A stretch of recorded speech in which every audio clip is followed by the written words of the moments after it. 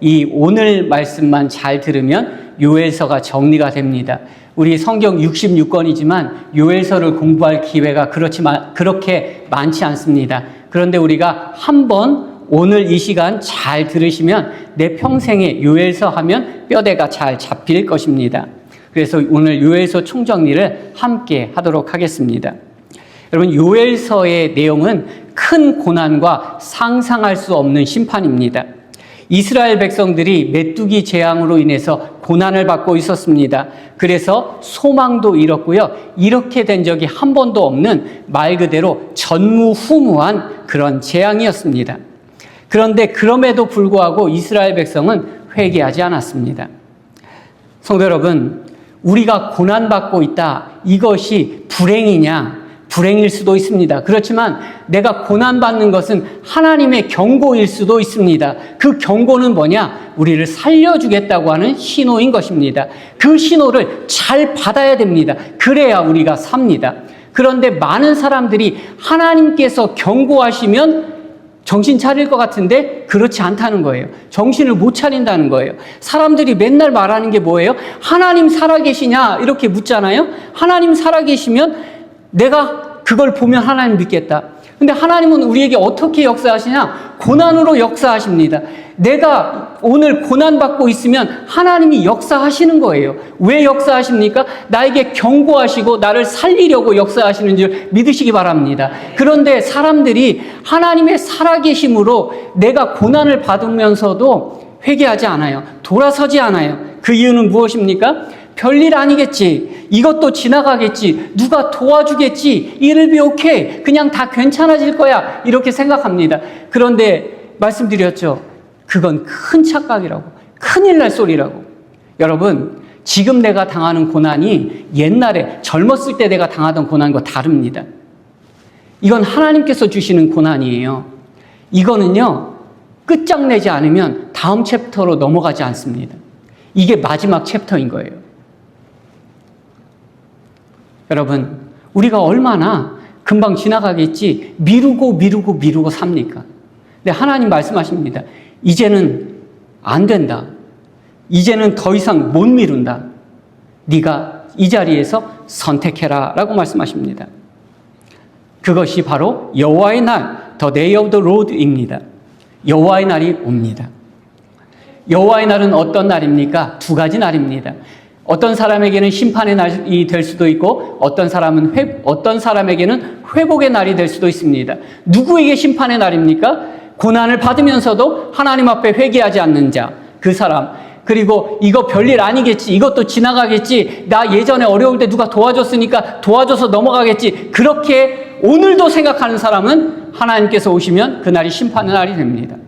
그렇지만 내가 고난받을 때 하나님께서 나에게 두 번째 기회를 주시는구나. 하나님이 나를 버리지 않으시는구나. 하나님이 나를 생각하셨구나. 그렇게 생각하고 하나님 앞에 회개하면 그 사람에게는 더 이상 심판은 의미가 없고 우리를 하나님께서 회복시켜 주실 것입니다. 믿습니까? 그러면 우리가 회복되는 방법이 무엇입니까? 회개하는 방법이 무엇입니까? 많은 사람들이 회개해라 소리는 많이 듣는데 그럼 어떻게 회개를 할까요? 제가 말씀드린 것처럼 많은 사람들이 생각하기를 회개는 자기의 죄의 목록을 나열하기만 하면 그것이 회개인 줄 압니다. 그래서 하나님께 나와서요, 하나님 내가 이런 죄를 졌고요, 이런 죄를 졌고요, 그런 것들을 다 나열합니다. 그건 세상 법정에서 하는 겁니다. 하나님 앞에 회개한다는 것은 죄의 목록, 들킨 거 있나 없나 그런 거 자백하는 게 회개가 아닙니다. 어떤 것이 회개이고 어떤 것이 사는 길입니까? 그것은 세 가지라고 말씀했습니다. 첫 번째는 스탑. 멈추는 것입니다. 그것을 성경에서는 금식일을 선포하라 라고 말한 것입니다. 금식일을 선포하면 어떻게 됩니까? 모든 것이 다 멈춥니다. 왕궁으로부터 노예까지, 사람으로부터 시작해서 노예와 가축에 이르기까지 모든 것을 다 스탑합니다. 스탑하면 내가 소중하게 여겼던 것, 내가 목표로 삼았던 것이 아무것도 아니라는 것을 알게 됩니다.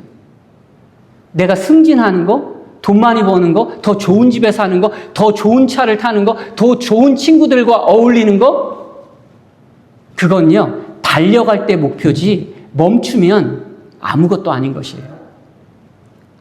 하나님께 회개하려면 가장 첫 번째가 더 열심히 달리는 게 아니라 스탑하는 거예요.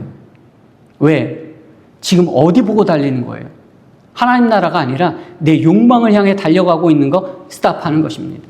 그것이 성경에서는 금식일을 선포해라 이렇게 말씀하시는 것입니다. 두 번째는 서비스, 모여서 함께 예배해라는 것입니다. 여러분 살고 싶습니까? 그러면 교회 나와서 예배해야 돼요. 예배 드려야 내가 삽니다. 성경에 너희는 성회를 소집하라 라고 말했습니다. 성회, 거룩한 모임이죠. 하나님 앞에 살기를 원하면, 회개하기를 원하면 나 혼자 안 된다는 거예요. 하나님 앞에 나와서 함께 기도하고 예배해야 된다는 것입니다. 세 번째는 cry out, 하나님께 부르짖어라 하는 것입니다. 하나님께 부르짖어야 합니다. 하나님은 젠틀한 사람 그렇게 좋아하지 않는 것 같아요.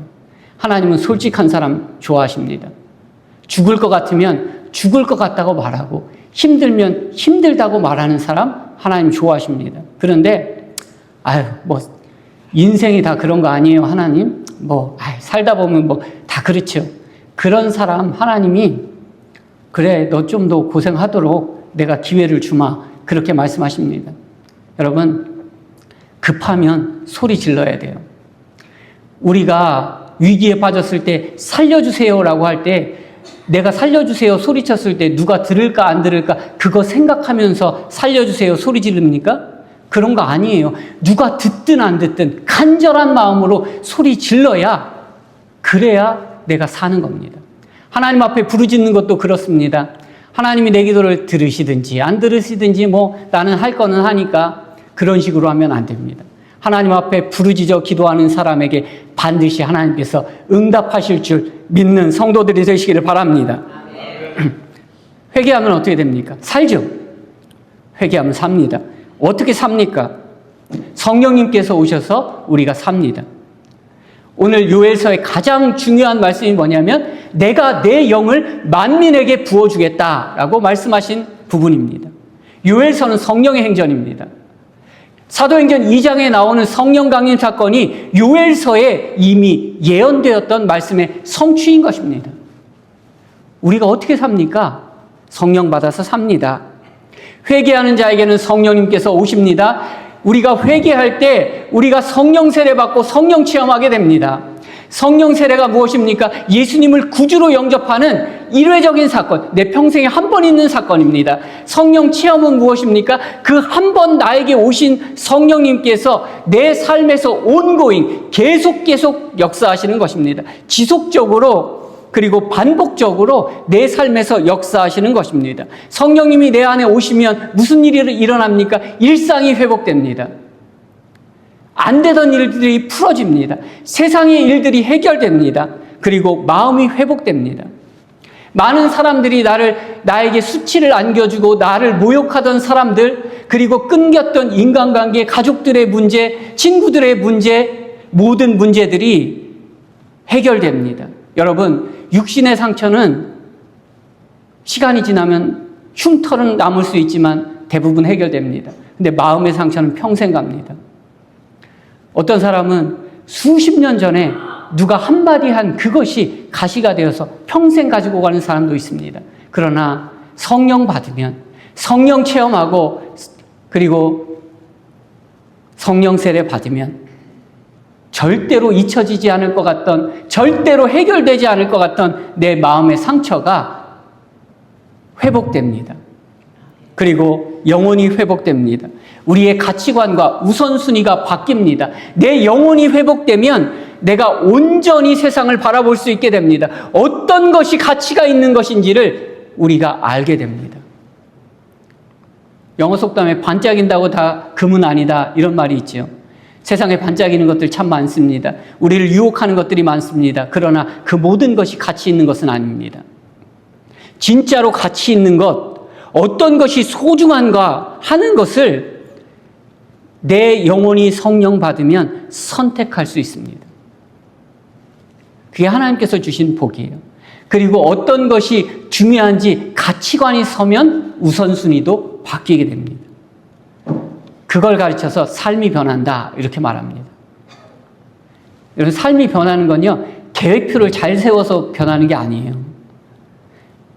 학생 때 방학만 되면 생활계획표 짜라고 하잖아요. 그럼 우리 어떻게 짜죠? 아침에 일찍 일어나가지고 뭐 하고 그다음에 공부 아주 생활계획표만 보면 모범생이고 생활계획표만 보면 우리가 다 1등 할 것 같죠. 근데 그렇게 살지 않잖아요. 계획이 세운다고 우선순위가 변하는 게 아니에요. 가치관이 변하면 우선순위가 변합니다. 그거는요, 강요하지 않아도 돼요. 여러분, 성령님께서 우리 안에 오시면 내 가치관과 우선순위가 변하게 될 수 있을 줄 믿습니다. 내가 지금 긁어모은 게 다 어떤 겁니까? 나한테는 중요한 건데 다른 사람이 볼 때는, 하나님이 보실 때는 쓰레기도 있는 거예요. 하나도 중요하지 않은데 너무너무 소중하게 생각하던 것들이 의미가 없어요. 성령 받으면요, 성령 체험하면요, 그 내가 모은 것들 다 쓰레기통에 버릴 수 있습니다. 아까워하지 않을 수 있습니다. 그럼 어떻게 되죠? 집안이 넓어지고 쾌적해지고 건강해집니다.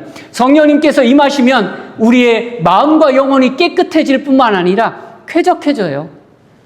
삶이 기쁨이 넘치게 됩니다. 여러분, 성령님께서 우리와 온고잉 하셔서 이 회복되는 그 은혜를 체험하는 성도가 되시기를 바랍니다.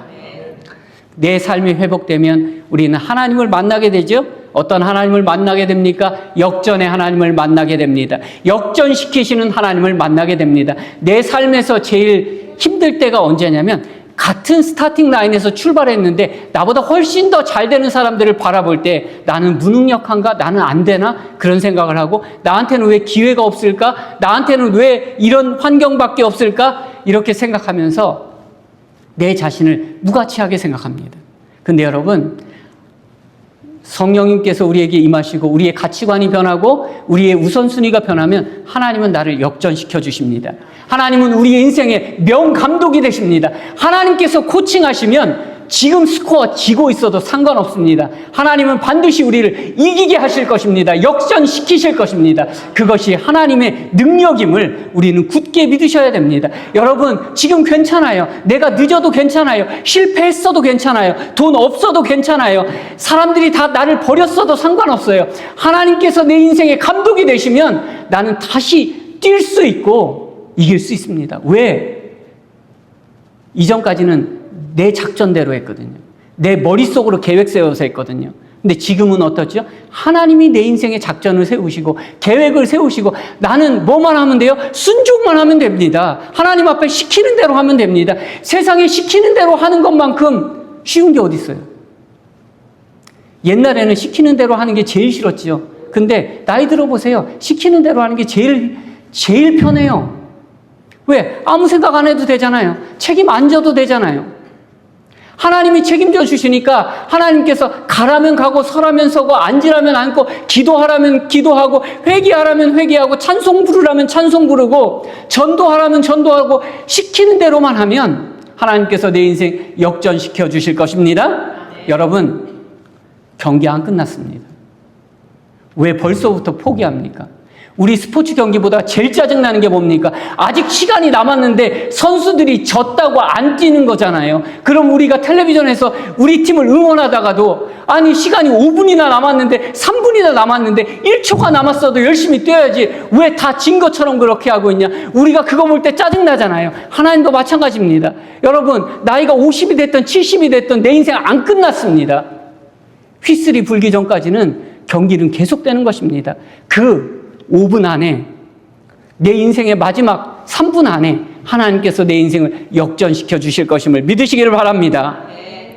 그리고 하나님은 내 인생에 개입하십니다. 성령님께서 내게 오시면 어떤 하나님을 만나게 되느냐? 내 인생에 개입하시는 하나님을 만나게 됩니다. 회개하지 않으면 어떤 하나님을 만납니까? 심판의 하나님을 만납니다. 심판의 하나님은 어떤 하나님입니까? 경찰관 하나님입니다. 경찰관이 와서 내가 잘못한 것을 티켓을 끊기도 하고 나를 잡아가기도 하죠. 회개하지 않는 사람에게 하나님은 경찰 같은 하나님이십니다. 하나님은 그냥 넘어가시는 법이 없습니다. 우리의 잘못을 다 아시고 그것을 반드시 계수하신다는 것입니다. 여러분, 경찰의 하나님 만나면 무섭죠? 죄를 안 지면 경찰이 무섭지 않습니다. 밤길에 경찰 만나서 무서워서 죽는 사람 있습니까? 밤길에 경찰 만나면 안심이 되죠. 왜? 나를 지켜주니까. 근데 밤중에 도둑이 경찰을 만나면 안심이 될까요? 아니죠. 더 힘들죠. 왜? 죄를 지었으니까. 죄 지은 사람은 경찰 하나님을 만나게 됩니다. 그런데 회개하는 사람, 회개해서 성령이 임하는 사람, 그 사람은 소방관 하나님을 만나게 됩니다. 응급구조사 하나님을 만나게 됩니다. 하나님 살려주세요 할 때 하나님이 진짜로 우리에게 오신다는 것입니다. 왜? 하나님은 내 인생에 개입하시는 분입니다. 내가 회개하면 경찰 하나님이 아니라 소방관 하나님이 오십니다. 소방관은 하는 일이 무엇입니까? 경찰은 교통사고가 나면 누가 잘못했는지 그것을 따져서 티켓을 발부하고 법원에 출두해서 증언합니다. 그런데 소방관은 누가 잘못했는지 따지지 않습니다. 죽을 사람부터 살려놓고 다친 사람 치료합니다. 우리가 성령 받으면 하나님은 내 인생에 직접적으로 개입하시는 분이 되십니다. 내가 회개하고 성령 받으면 하나님은 저 멀리 계신 하나님이 아니라 나와 동행하시는 하나님, 나에게 개입하시는 하나님, 내가 어려울 때 손잡아 주시는 하나님이 되실 줄 믿습니다. 그리고 심판하시는 하나님을 만나게 됩니다. 여기서 말하는 심판은 천국 가고 지옥 가는 그런 심판이 아닙니다. 우리는 이미 그 심판에서는 자유로워졌습니다. 왜? 성령 받은 사람, 성령님이 나와 함께 계시는데 내가 어떻게 지옥 갑니까? 여기서 말하는 심판은 상급의 심판입니다. 상을 주시려고 하는 하나님의 심판입니다. 기대되는 심판입니다. 무섭지 않은 심판입니다. 선물 받는 심판입니다. 회복되는 심판입니다. 여러분, 판사가 우리 아버지면 무섭지 않겠죠.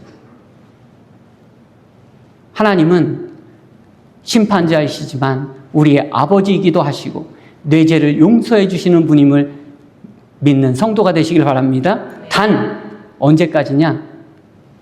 심판 시작하기 전까지. 그때까지는 하나님이 용서해 주시는데 심판대 앞에 들어가서 선서하고 나면 하나님도 그때는 심판하시는 거예요. 왜? 공의의 하나님이시니까. 경찰의 하나님이 공의의 하나님이고 소방관 하나님이 사랑의 하나님이십니다. 근데 심판은 어디에서 하죠? 병원에서 하는 게 아니라 법정에서 하는 것입니다. 여러분이 병원에 갈지 법정으로 갈지 결정은 내가 하는 거죠. 하나님은 기회를 주시는 것입니다. 너 나랑 같이 법원에 갈래? 나랑 같이 병원에 가서 회복될래? 오늘 본문의 말씀은 요엘서 14절부터 21절까지로 요엘서 전체의 마무리입니다. 전체의 마무리는 어떻게 되느냐? 토털리 정리해서 이거예요. 첫 번째, 여호와의 날은 반드시 온다는 것입니다. 여호와의 날, 하나님의 날은 반드시 옵니다. 거짓말하는 사람들은 진실도 거짓말로 받아들입니다. 여러분, 하나님의 경고를 블러핑으로 받아들이면 안 됩니다. 큰일 납니다. 특별히 내 인생이 걸려 있을 경우에는 내 영혼을 판돈으로 걸고 하나님과 대결하려고 해서는 안 됩니다. 여러분, 하나님 거짓말하시는 분 아닙니다. 심판의 날이 온다, 여호와의 날이 온다, 너 그렇게 살면 심판받는다, 더 어려운 말로 너 지옥 간다. 하나님의 블러핑이 아닙니다. 그냥 해보는 소리가 아닙니다. 하나님은 반드시 심판하십니다.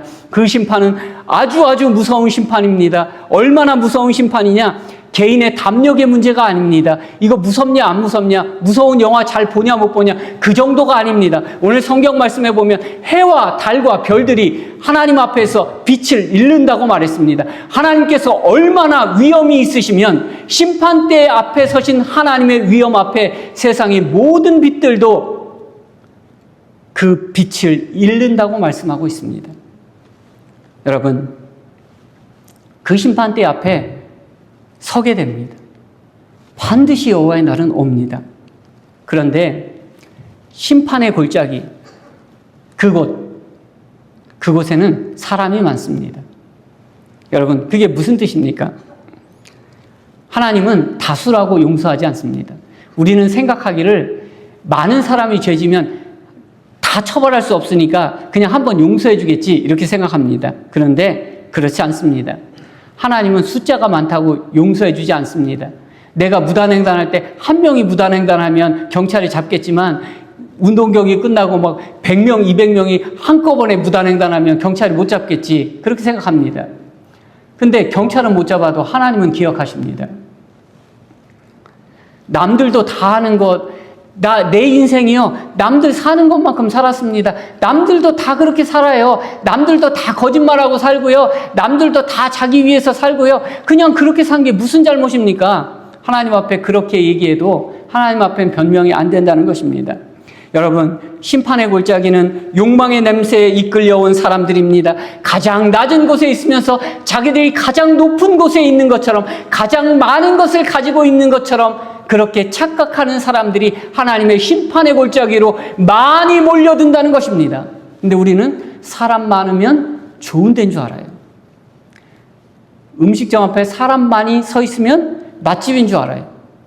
여러분, 그런 식으로 해서 죽을 길로 찾아가지 말고 내가 똑바로 살고 내가 주일날 다른 거 다 팽개치고 주일날 예배드려 나오고 기도하러 나오고 많지 않죠?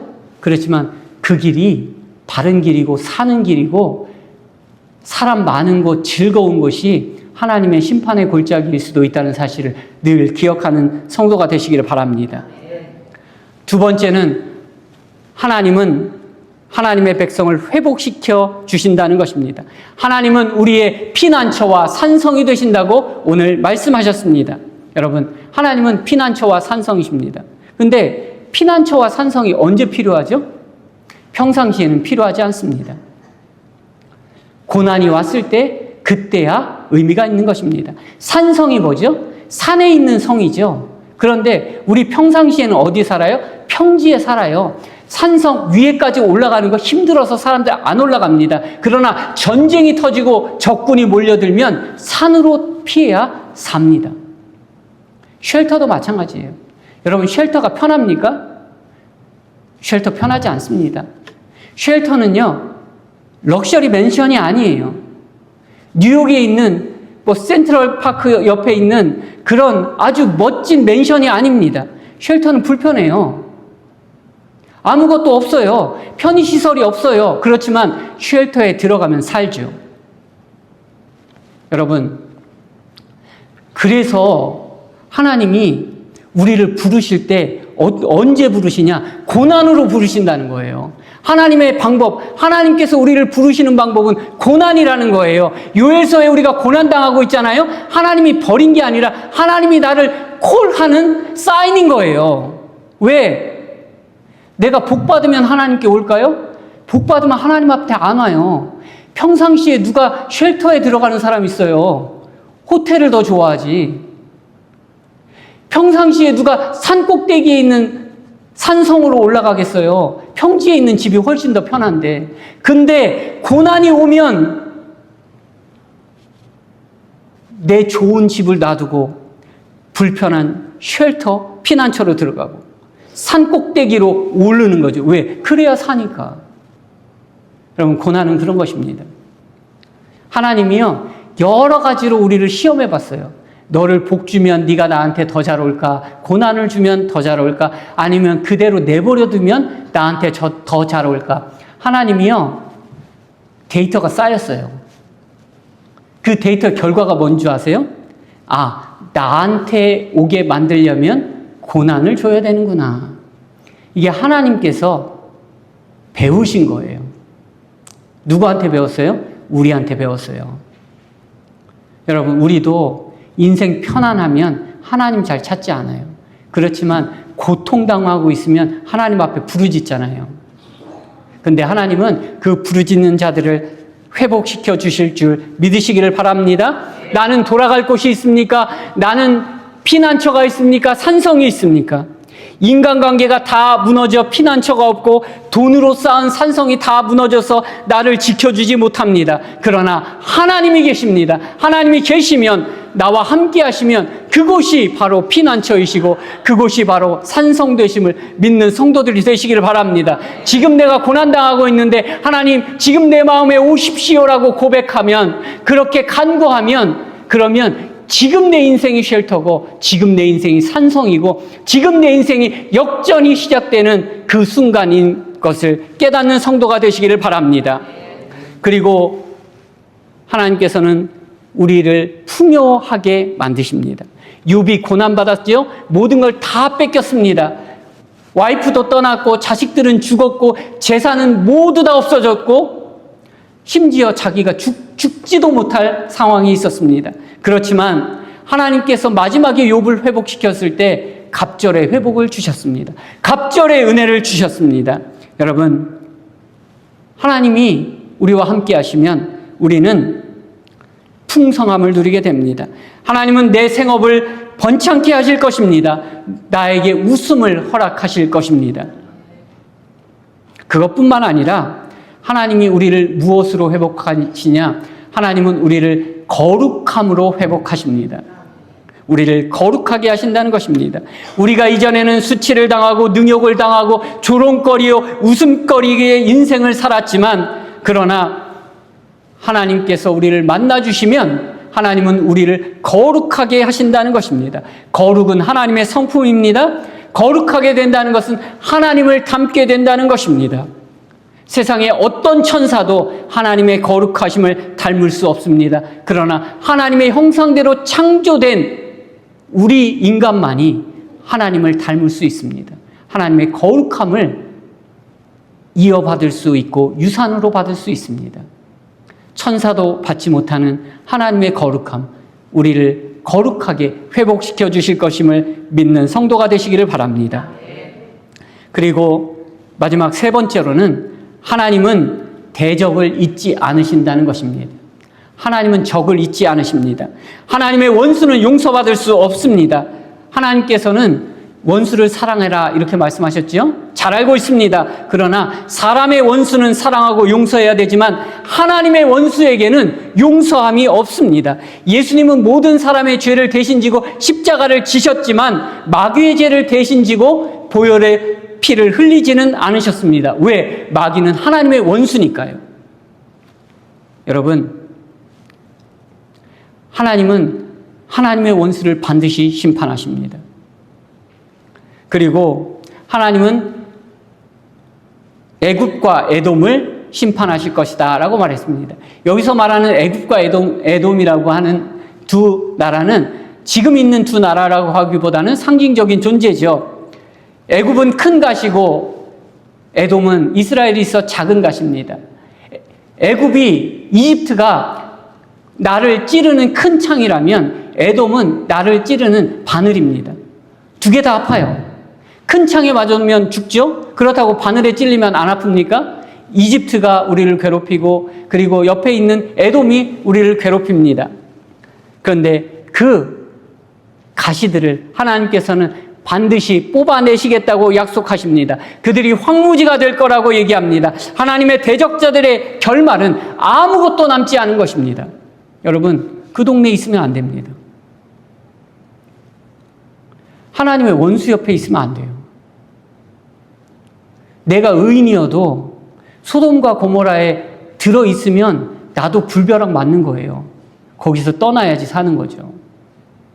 여러분, 세상에 하나님의 대적들 옆에 서지 마십시오. 좋아 보여도 거기는 내가 있을 자리가 아닙니다. 마지막으로 하나님께서 계속 얘기하시죠. 나는 내 대적을 잊지 않을 것이다 라고 이야기하는 것입니다. 그런데 많은 사람들이 하나님 앞에 덤비는 것을 주저하지 않습니다. 하나님과 싸우려고 하는 사람이 한둘이 아닙니다. 심지어 오늘 여기 있는 여러분들도 혹시 어떤 때 하나님과 대결하려고 했는지도 모릅니다. 근데 왜 이렇게 하나님과 싸우는데 담대하냐? 그거는 하나님이 내가 시비 거는 것에 금방금방 반응하지 않으시기 때문이죠. 근데 그게 하나님의 은혜인데 나는 하나님이 내가 이렇게 잽을 날려도 하나님이 카운터 펀치를 날리지 않으시면 내가 이긴 건 줄 알아요. 여러분, 하나님의 침묵은 묵인이 아닙니다. God's silence is not approval. 하나님이요, 침묵하신다고 봐주는 게 아니에요. 하나님의 인내는 하나님의 무관심과 무능력으로 착각하면 안 되는 것입니다. God's patience is not permission to sin.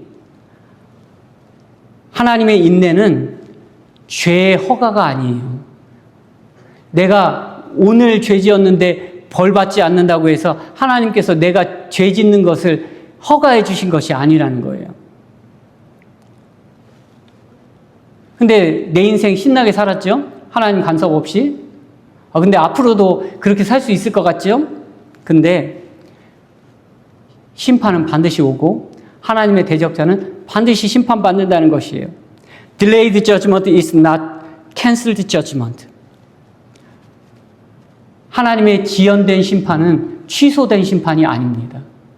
반드시 하나님의 심판은 옵니다.